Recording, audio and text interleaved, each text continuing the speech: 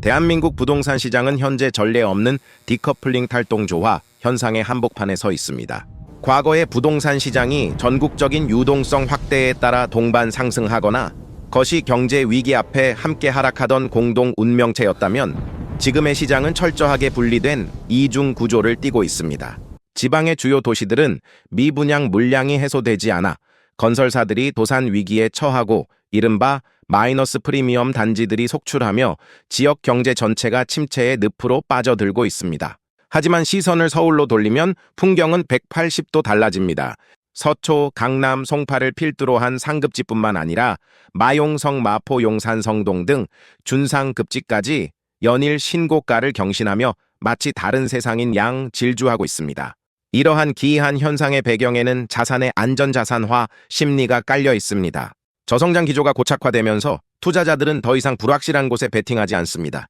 실패하지 않는 단 한 곳을 향한 수요가 서울로 응집되고 있는 것입니다. 지방에 집을 가진 사람들은 자신의 자산 가치가 하락하는 것을 보며 공포를 느끼고 그 공포는 결국 지방 집을 팔고 서울로 입성해야 한다는 강박적인 이동으로 이어집니다.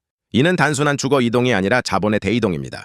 서울이라는 거대한 블랙홀이 전국의 유동성과 인구를 빨아들이며 대한민국은 서울공화국을 넘어 서울부동산공화국으로 진입하고 있습니다. 오늘 우리가 목격하는 서울의 신고가 행진은 누군가에게는 자산 증식의 환희겠지만 지방의 누군가에게는 내 고향의 소멸을 알리는 장송곡과 같습니다. 자산의 격차가 곧 생존의 격차가 되는 시대, 서울은 이제 단순한 도시가 아닌 거대한 자산의 성벽이 되었습니다.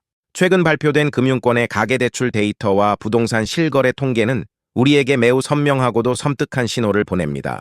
신규 주택담보대출자의 50%를 상회하는 비중이 40대 이하의 젊은 세대라는 점, 그리고 그 대출 실행액의 압도적인 비율이 서울 및 수도권의 특정 지역에 집중되어 있다는 점입니다. 2022년 하반기 가파른 금리 인상과 함께 부동산 거품이 꺼질 것이라는 공포가 시장을 덮쳤을 때 가장 먼저 시장에서 발을 뺐던 이들도 젊은 층이었습니다. 하지만 불과 12년 만에 이들은 다시 시장의 큰 손으로 복귀했습니다. 아니, 단순한 복귀를 넘어 이제는 시장을 지탱하는 유일한 수요층이 되었습니다. 왜 40대 이하는 다시 서울 부동산에 사활을 거는가? 그 답은 학습된 공포에 있습니다. 이들은 지난 10년간 소득의 증가 속도가 자산 가격의 상승 속도를 절대로 따라잡을 수 없다는 것을 뼈아프게 체감했습니다. 성실히 일해서 번 돈을 저축하는 행위가 오히려 벼락거지로 가는 지름길이 될 수 있다는 역설적인 깨달음입니다. 이들에게 대출은 더 이상 기피해야 할 빚이 아닙니다. 인플레이션이라는 거대한 파도 위에서 내 몸을 띄워줄 구명보트이자 자산 격차라는 신분제 사회에서 살아남기 위한 마지막 사다리입니다. 지금 대출을 받지 않으면 평생 서울의 집주인이 될 수 없다는 절박함이 데이터 뒤에 숨겨진 진짜 얼굴입니다. 40대 이하의 서울 쏠림은 단순한 통계적 수치가 아니라 한 세대가 느끼는 생존의 비명입니다. 이들의 풀베팅은 미래 소득을 현재의 자산 가치에 저당 잡힌 위험하지만 유일해 보이는 도박입니다. 현재 서울 부동산 시장을 관통하는 가장 핵심적인 키워드는 FOMO Fear of Missing Out, 즉 나만 뒤처질지 모른다는 소외 공포입니다. 40대 이하 세대는 부모 세대가 부동산 상승기를 거치며 중산층으로 진입하는 과정을 목격했고 동시에 지난 정부의 유동성 파티 속에서 영끌에 동참하지 못해 자산 계급에서 하층으로 밀려난 동료들을 보았습니다. 그들에게 부동산은 더 이상 거주를 위한 집이 아니라 내 존재 가치를 증명하는 계급장이 되었습니다. 이 심리적 기저에는 관망은 곧 패배라는 공식이 자리 잡고 있습니다. 전문가들의 경고보다 스마트폰 앱의 신고가 알람 한 번이 그들의 영혼을 더 강력하게 흔듭니다. 그때 살 걸이라는 후회가 지금 사서 고생하는 것보다 훨씬 더 고통스럽다는 것을 알기 때문입니다. 이는 집단적인 히스테리에 가깝습니다. 가격이 오르면 무서워서 사고, 가격이 멈추면 기회인 것 같아서 삽니다. 서울 부동산은 단순한 투자 상품을 넘어 거대한 도박판에서 낙오되지 않기 위해 반드시 쥐고 있어야 할 입장권이 되어버렸습니다. 서민 주거 안정을 위해 마련된 정부의 각종 정책 금융상품들이 아이러니하게도 서울 집값을 자극하는 불쏘시개 역할을 하고 있습니다. 신생아 특례 대출, 생애 최초 주택 구입자 지원 등은 선의에서 출발했지만 시장의 반응은 달랐습니다. 대출 가능 금액이 서울 외곽의 9억 원 이하 아파트들에 집중되면서 해당 구간의 매물들이 빠르게 소진되고 가격이 상향 평준화되는 현상이 나타난 것입니다. 이는 정부가 부동산 가격의 하락을 막아줄 것이라는 정부 발파 하한선에 대한 확신을 심어주었습니다. 젊은 층은 이 신호를 놓치지 않았습니다. 정책 대출을 지렛대 삼아 서울 입성의 발판을 마련했고, 이는 다시 중상급지로 향하는 갈아타기 수요의 밑거름이 되었습니다. 서민을 돕기 위해 만든 독이 든 성배가 서울 부동산 불패 신화를 더욱 공고히 다지고 있는 셈입니다. 정책 자금이 투입될수록 서울의 집값 장벽은 더욱 견고해지는 아이러니가 반복되고 있습니다. 이제 부동산 투자의 패러다임은 완전히 바뀌었습니다. 다주택자가 되어 세금 폭탄을 맞느니 가치가 확실한 똘똘한 한 채에 집중하는 것이 승리 공식이 되었습니다. 40대 이하 세대는 지방의 집을 처분하고 심지어 부모님의 지원까지 끌어모아 서울 핵심지로 진입하려 합니다.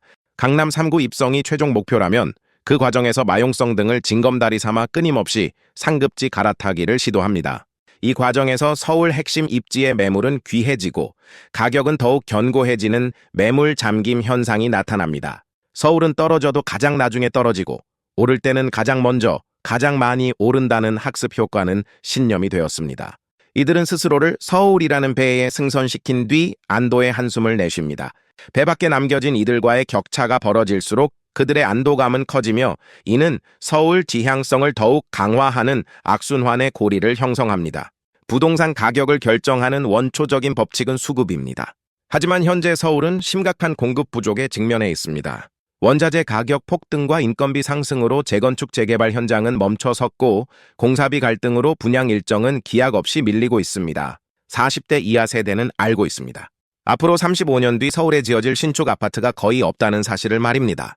지금 짓고 있는 게 마지막 신축일 수도 있다는 공포는 구축 아파트마저 가격을 밀어올립니다. 공급이 제한된 상태에서 수요가 몰리는 희소 가치는 서울 부동산을 단순한 거주 수단이 아닌 명품 가방과 같은 사치자의 영역으로 옮겨 놓았습니다. 공급 절벽이라는 거대한 파도가 오고 있다는 사실은 영끌족들에게 비싸더라도 지금 사야 한다는 가장 강력한 명분을 제공하고 있습니다.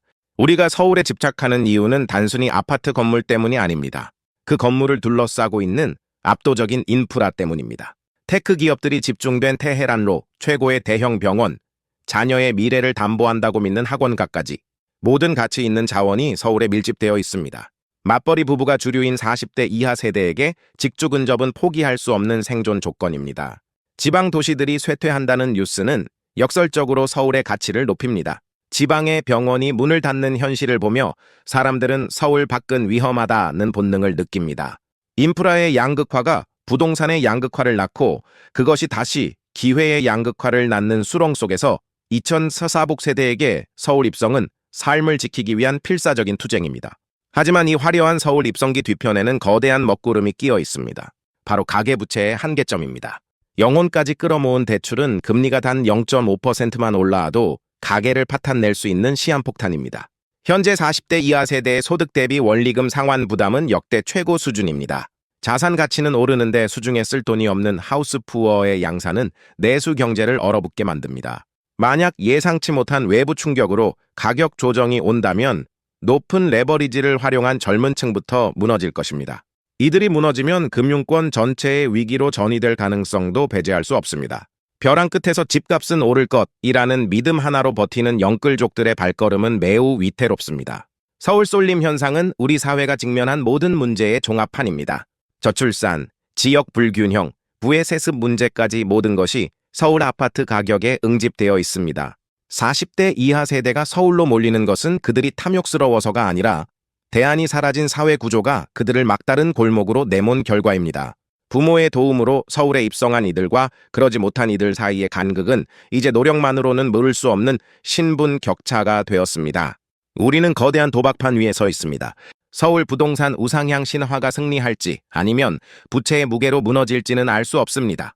분명한 것은 오늘의 쏠림이 내일의 대한민국을 완전히 바꿔놓을 것이라는 점입니다.